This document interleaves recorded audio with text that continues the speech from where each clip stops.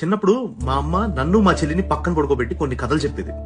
అందులో నాకు బాగా గుర్తుండిపోయిన కథ ఏంటంటే, ఒకరోజు కైలాసంలో అంట అమ్మవారు అయ్యవారి దగ్గరికి వెళ్ళి, ఏమండి నేను విహారయాత్రకు వెళ్దాం అనుకుంటున్నాను స్నేహితులతో, నేను కొంచెం నగలు ఐశ్వర్యం కావాలి నాకంటే, అవునా అమ్మా అని పక్క నుంచి తీసి ఒక పిడికెడు విభూతి చేతులు పెట్టేయండి.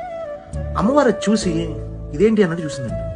చూస్తే ఇది తీసుకెళ్లి కుబేరుడికి ఇచ్చి దీనికి తగినంత వచ్చే బంగారం తీసుకుని వెళ్ళమ్మా అన్నాడు. అంటే సరే అని చెప్పి అమ్మవారు అలా మేమాంసతో వెళ్ళి మన కుబేరుడు గారికి ఇచ్చిందంట. ఇస్తే కుబేరుడు ఆ విభూతి తీసుకెళ్లి ఒక త్రాసులో వేసి తన దగ్గర ఉన్న ఐశ్వర్యం మొత్తం అందులో పెట్టినా సరే ఆ త్రాసు ఇంచు కూడా కదలేదు. దీన్ని బట్టి అర్థం అవ్వాల్సిన విషయం ఏంటి అంటే, ఆయన విభూతికి సాటి వచ్చింది విశ్వంలో ఇంకేం లేదు. ఆయన శక్తికి సమానమైనది విశ్వంలో ఏమీ లేదు. ఆయన దగ్గర లేనిదంటూ ఏదీ లేదు.